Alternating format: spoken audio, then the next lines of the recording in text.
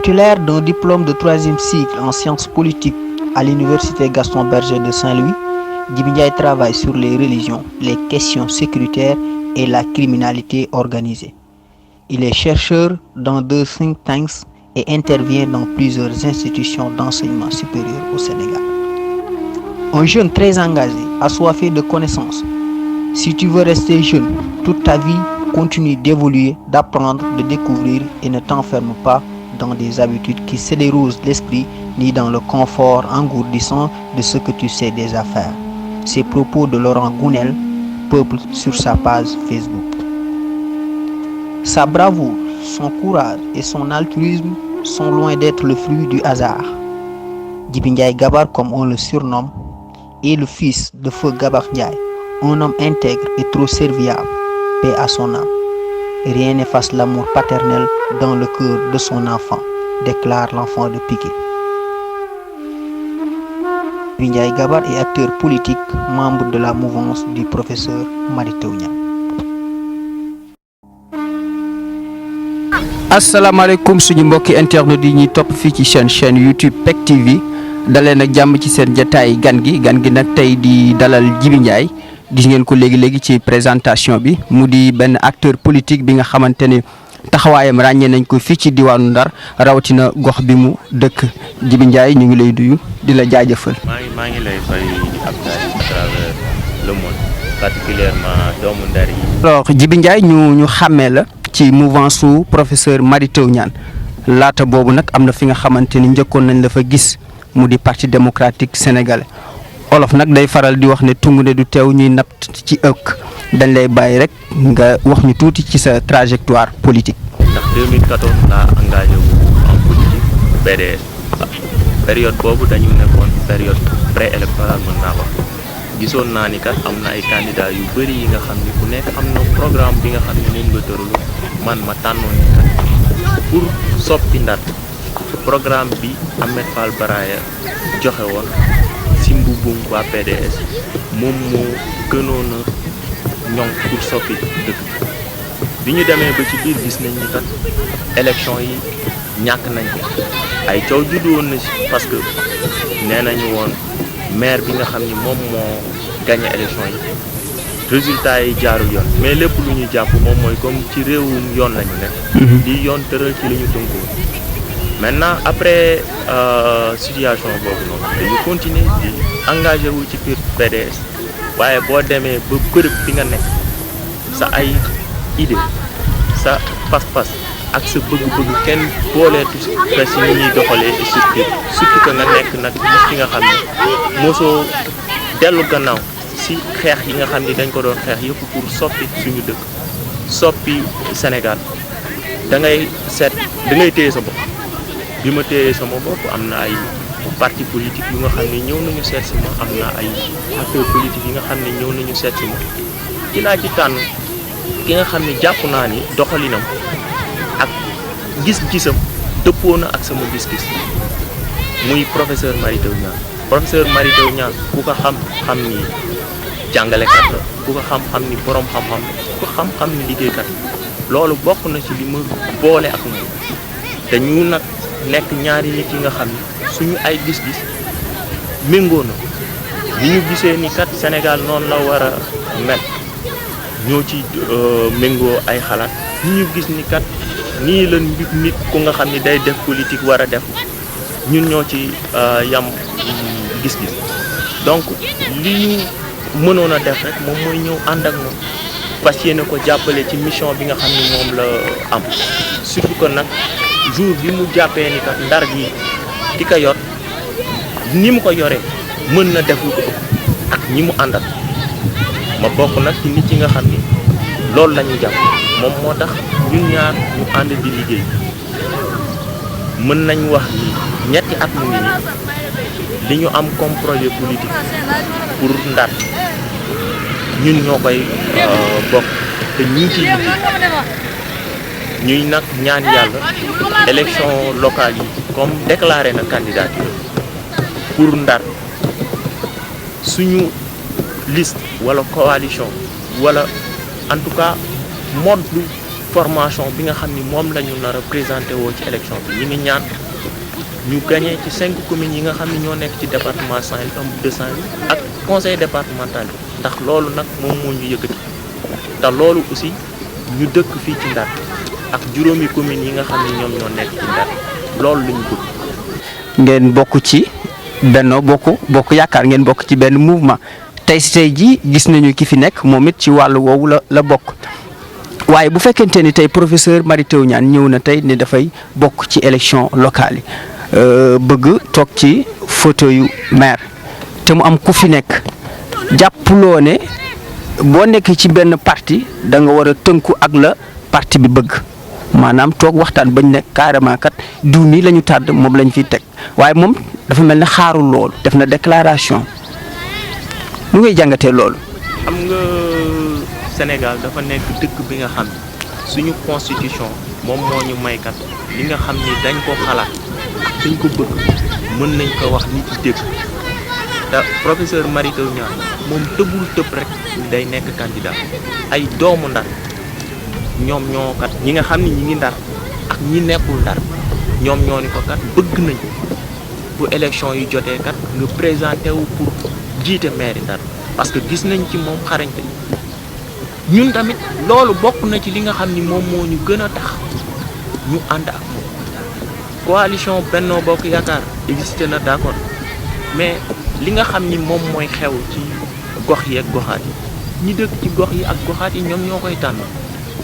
du càgga ni ki jiite coalition bi mooy xëy tànn kenn rek ni ko yow yaa ma neex xaaral ma teg la fi dañ naan kat ku nekk soo bëggee wax ak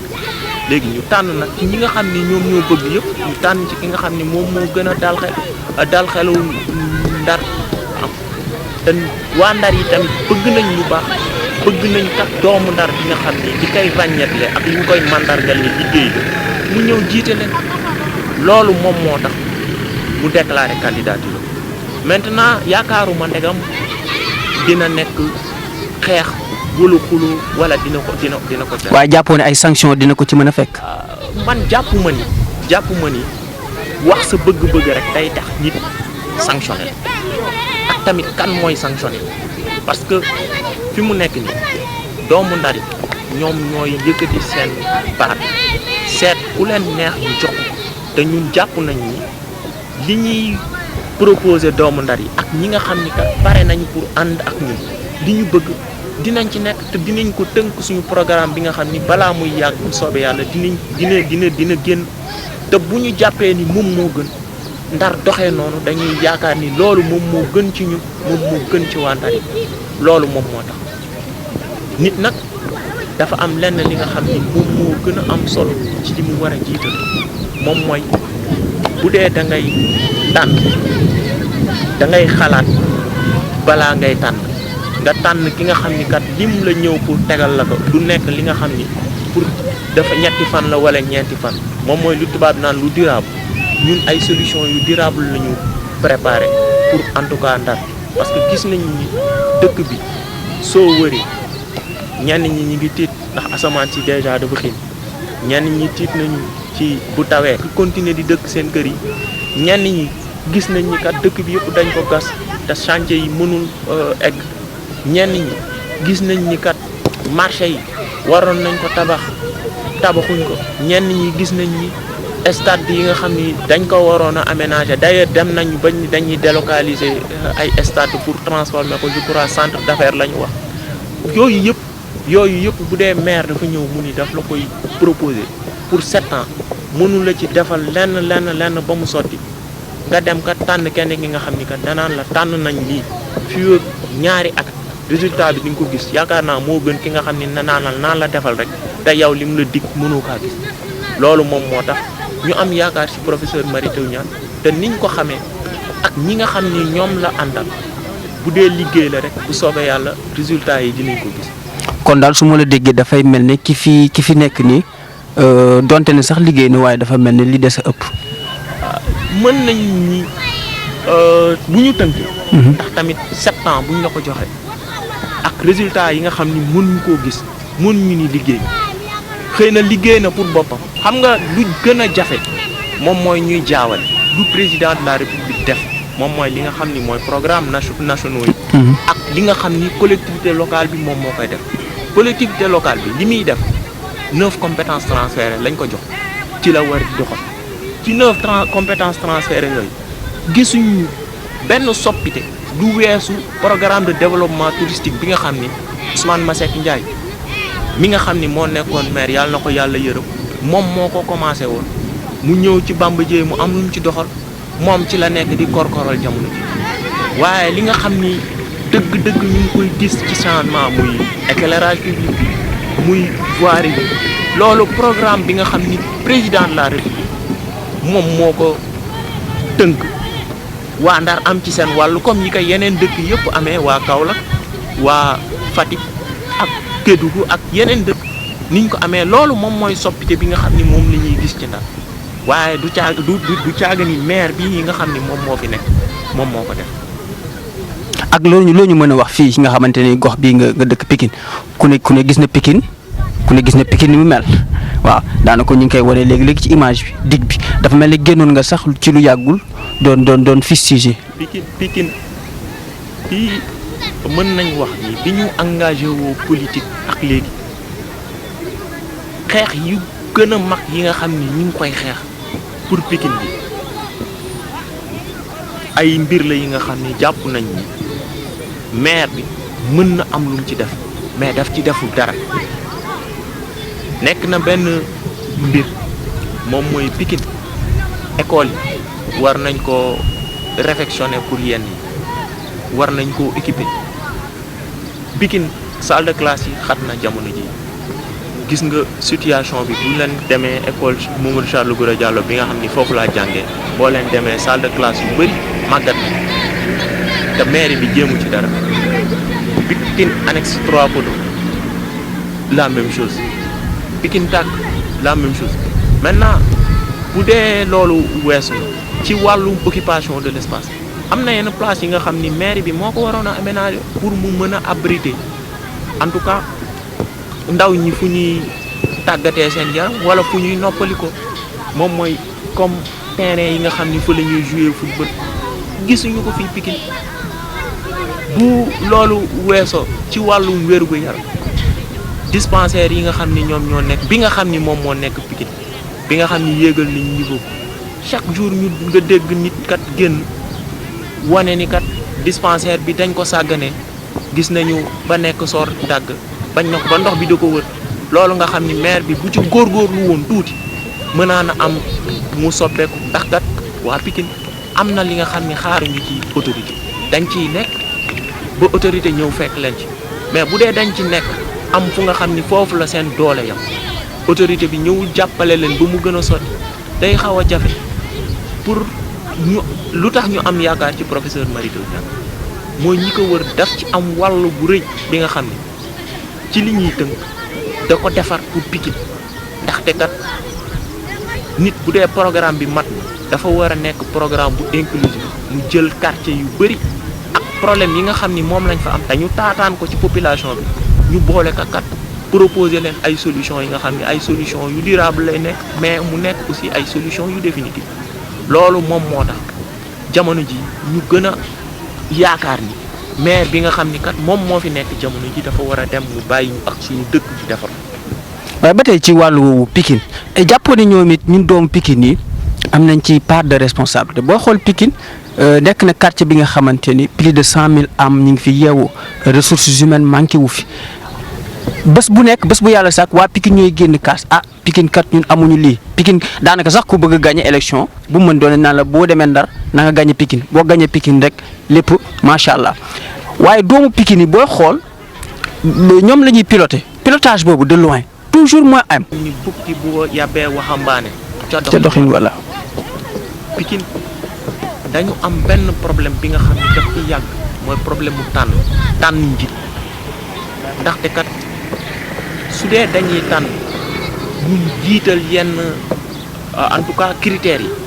yi ñu ni kat ci critères yi la ñuy tànnee nit yi nga xam ne ñoom ñoo ñuy dem toogal ñu conseil municipal te saytuwuñu kat ndegam nit ki pare na pour défendre ay intérêt Pikine ak nit ki est-ce que am na ay ambition soppi dara Pikine dafay xaw a jafe waaye nag jàpp nañ ni génération bu mujj gi yeewu nañ yeewu bi nga xam ni table bu ñu toog li nga xam ni war nañ ko fa wax pour Pikine li nga xam ni war nañu xeex pour ñu delloosi ko Pikine wala li nga xam ni war nañu xeex pour Pikine am duñ ci dellu gannaaw duñ ci xaar tamit kenn en tout cas jamono ji ak ndaw yi nga xam ni en tout cas xamante nañu ñu ngi waxtaan ñuy def politique ñu nekk ci parti bi nga xam ni ci la ñu nekk ñi nekk ci mouvance bi nga xam ni ci la ñu nekk ak ci yeneen parti yi nga xam ni kat yaakaaruñ ko sax ñi ngi waxtaan ci nan lañu mënee lijjanti problème bu Pikine au-delà de nos clivages politiques parce que tamit ku nekk am nga droit far fi nga far waaye bu intérêt ay Pikine waa Pikine taxawee bu intérêt général taxawee intérêt individuel yi amatu fa wàll en tout cas noonu la ñu gisee mbir yi te jàpp nañ ni bu ci ñëpp tënku Pikine dina am beneen xar kanam en tout cas bu ñu tànnee professeur Mary Teuw Niane mu nekk maire bu Ndar. jërëjëf waaw mais ba tey ci wàllu élection locale yooyu ci wetu professeur Mary Teuw Niane boobu am na ñeneen nit yu ñuy dégg ñu mel ne njort nañ ne ay ku mel ne Aline Badara Cissé ay Bamba Dièye ñun ñëpp daañu dugg tamit ci langue politique bi boobaa ndax coalition da ngeen koy dàq am déet. loolu dañuy bàyyi ki nga xam ne moom la ñu jiital mu prononcé wu ci parce que tamit doo jiital nit jox ko bopp ba pare rocc lan ñun dañu tànn ni kat dinañu ànd ak professeur Mary Teuw Niane tënku ci programme bi nga xam ni moom la ñu proposé initialement pour doxal ci Ndar léegi nag décision li ñuy wax décision yu mag yi dañu koy bàyyi moom mu xalaat bu dee cohérence bi nga xam ni ñu ngi koy xaar par rapport ak suñu ay position bu soobee yàlla dinañ ci tënku. junni nga ma ko léegi mu di fii ñu toog di dig bi daanaka ay weer ci gannaaw rek sañuñu ko woon gisoon nañu benn article bi nga xam bind nga ko du sax benn yoon du ñaari yoon nga ciy wax tey buñ fi ñëwee gis nañu am na changement. am na changement moom mooy tibb nañ tuuti ban ñëw muur mbalit bi nga xam ni moom moo fi nekk mais lii da dul solution bu durable. ndaxte kat gis nañu Dakar jamono ji li nga xam ne ñu ngi koy dund maa ngi ciy profité pour massawu leen ndaxte kat jàpp nañu problème bu dee da nga ko bëgg lijjanti benn moitié bi beneen moitié bi nga bàyyi ko problème taxul problème bi jeex problème bu dee da nga ko bëgg lijjanti solution nga ciy andi te mu nekk solution bi nga xam ne bu durable lay nekk dig bii nag dañu jàpp ni dañ ci attaché wu ndax kat suñu fii lañu dëkk fii la ñu cosaanoo suñu kër gi nee may seen sama ay dëkkandoo ñu ngi nii may seen chaque jour ma leen di romb di fa dem su dee kat dama war a wax te boolewuma ci problème yi nga xam ni maire bi bu ci jëloon solution parce que tamit jël lu mel ni Pikine def ko dépotoir d'ordure quartier bu nekk nga fay tibb mbalit ñëw di ko sotti fii dafay mel ni ñun bëgguñu dara te nag fii ñu bëgg dara rek daf ne moom moo tax bu ñu ñëwee tibb mbalit andil ñu ko ñun dañuy génn ñu dénoncé ko maintenant pour li nga xam ni moom la ñu jot a def mooy jalu suuf yee ma gis xaw ma jalu ban pour nga dox ci dafay xaw a compliqué te dañu jël mbalit ñu suul ko gis nañu conséquences yi parce que damay waxtaan ak sama yenn xarit yi nga xam ni ay ingénieur lañ génie civil am na li nga xam ni xam nañ ko ci mbir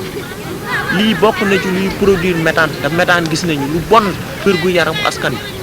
te lii moom moo koy andi mbalit da nga koy tibb yóbbu ko fa nga xam ni foofu lañ ko war a yóbbu bu dee da ngay sëkk ngay dogaam di sëkk te tamit jàpp naa ni lii dañ ko waroon a dépasser fii lan la ñu waroon a wax jamono ji nan lañ koy aménager ba mu nekk ay espace de jeu ak ay place publique yi nga xam ni kat waa Pikine yi comme xañ nañ leen lépp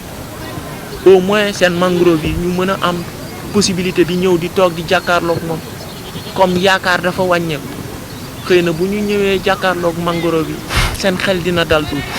léegi tamit yaa ngi koy junj donte ne sax tawagul taw bu am doole maanaam li wàcc Dakar wàccagul fii yàlla nañ ci yàlla musal sax nag dëgg waaye nag na taw mais na nekk taw bu yemamaay rek ñaari taw la fay jot a taw mais gis nañu yenn quartier boo demee ku ci fu mel ne tund ba wala tabla waala daanaka ñi ngi jooy kon problème inondation dafa mel ni jógee gu fi booy xool te tamit buñ nee Ndar daañu xalaat brèche bi goxu Mbaaj Guet Ndar côté boobu avancée de la mer bi toujours mi ngi poser nit ñi problème ndax njortu ngeen ne bu ngeen toogee am ngeen ci maanaam solution. xam nga am na yenn domaine yi nga xam ne yaakaar rek la ñuy am. ak jàpp ni. xarañte dinañu mën a permettre kat ñu defar benn dossier dem yóbbu ko ci ñi nga xam ne ñoom ñoo ko mën a lijjanti. ñu lijjanti ñu parce que brèche bi gouvernement bi lañ ciy xaar ñun sax fi mu nekk nii président de la république ci boppam la ñuy wax nañu ñëw mu dimbali ñu ci brèche bi même bu dee état Sénégal attanul defar ko ndax tamit d'après li nga xam ni moom la borom xam-xam yi wax defar ko du yomb parce que coût financier bi dafay ngant ñu ngi ñaan président de la république comme ni mu koy defee mu jéem a dem seeti ay partenaires. waaye daf mel ni ñëwoon nañ fi bu yàggul. nee na ñu ñëwoon nañ fi waaye xam nga élection bu jubsee tactique bu nekk dinañ ko utiliser pour ni kat ñun ñoo détenir clé pour lijjanti problème yi nga xam ni ñoom lañ am waaye pendant 7 ans bu dee da nga nekk ci nguur defoo plaidoyer ba élection jege si nga ni da ngay wut solution ci benn situation bi nga xam ni mi ngi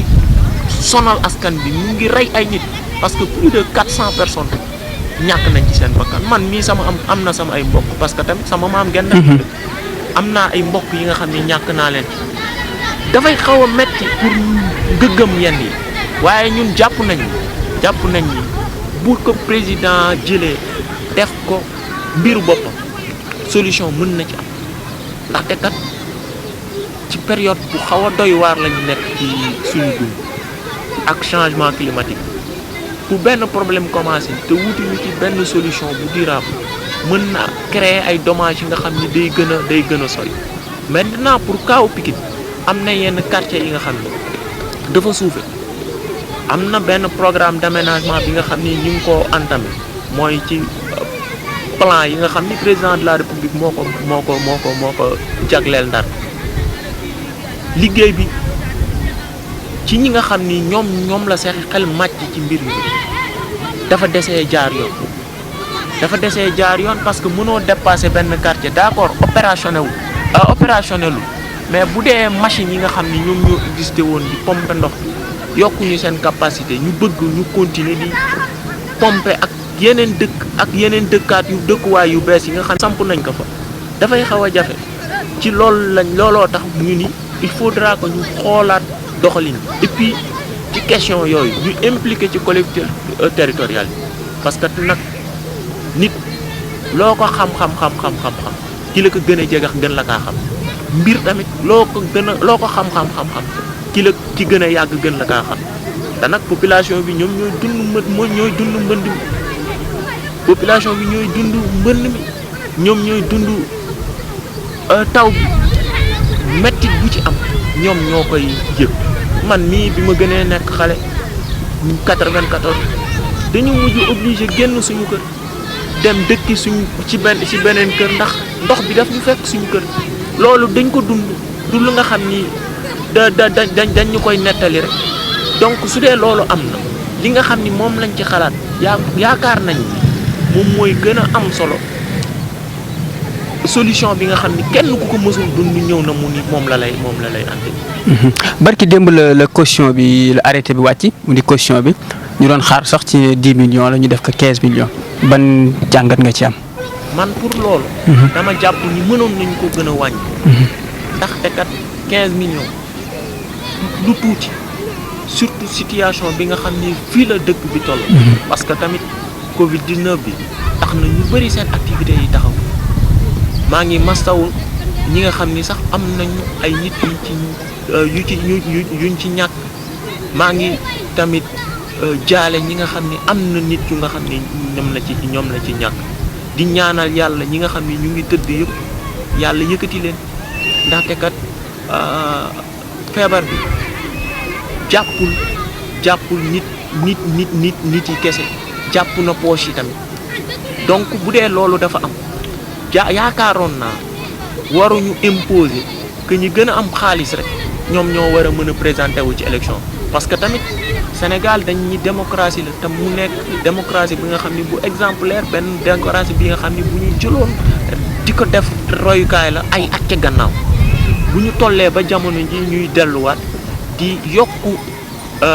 caution wala ñu koy yóbbu ci niveau yi nga xam ni du ñëpp a am doole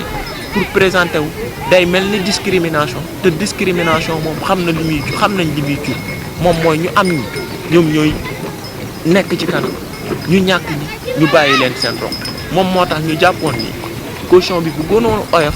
nit yëpp am possibilité ñëw ñu présenter seen programme nit yi nga xam ni bëgg nañ leen voter ñu voter leen nit yi nga xam ni bëgguñu leen voter ñu dem ñu voter kenn loolu laa jàpp ni moom moo gënoon. tey Djiby Ndiaye ndaw nga waaye bu ñu xoolee tey ci suñu réew am na loo xamante ni faw ñu wax ko faw ñu waxtaane ko rawatina yow mi nga xamante ni ndaw nga tey ndaw ñu bari ñu ngi dugg ci wàllu politique donte ne lu baax la waaye dañu seetlu ne ñu bari ci ñoom buñ ciy dugguñu si ne damay suqali sama gox waaye ku ci dugg ci politique yaa ngi jéem a xool nan laay casé woo nan laay amee fuñ ma dugal daal buñ ma xase ba dugal nag jeex na est-ce que jàpp nga ne loolu day jëmale réew kanam surtout ci ndaw. xam nga man loolu benn jàngat rek laa ci moom mooy nit sa waajur yi dañ lay yar yóbbu la école ni la nga dem nga jàngi jàngee xam-xam nga ñëw nga tëri li nga xam ni moom nga jàng su dee nit nag da ngay dugg ci politique da nga ciy duggaale ak dara moom mooy da ngay ñëw nga àndaale sa xam-xam nga àndaale sa pastel nga àndaale sa bëgg-bëgg yàlla def nag ni muy xam-xam muy bëgg-bëgg muy Pastef yëpp yamul ku nekk ak li nga xam ni moom moo tax nga dugg ci politique ku nekk ak li nga xam ni moom moo la andi ci géew waaye ku nekk xam nga li nga xam ni moom nga mérite. jërëjëf tey buñ la laajoon tey sa avenir ci wàllu politique lan la ñu mën a am comme tontu. ñun dañu jàpp ni ay ndaw lañ te li nga xam ni moom lañ am yëpp Sénégal moom moo ñu ko jox parce que ci impôt sénégalais yi lañu sukkandiku pour jàng école parce que école publique laa def université publique laa def dama jàpp ni sama xam-xam il faut ma utiliser ko delloowaat ko Ndar delloowaat ko Sénégal bu soobee yàlla fépp fu nga xam ni Sénégal soxla na te ma am lu ma ci mën a andi dinaa ko ci andi fépp fi nga xam ni doomu Ndar soxla na te ma mën ko ci jàppalee dara dinaa ci taxaw fépp fi nga xam ni doomu Pikine mi ngi fa taxaw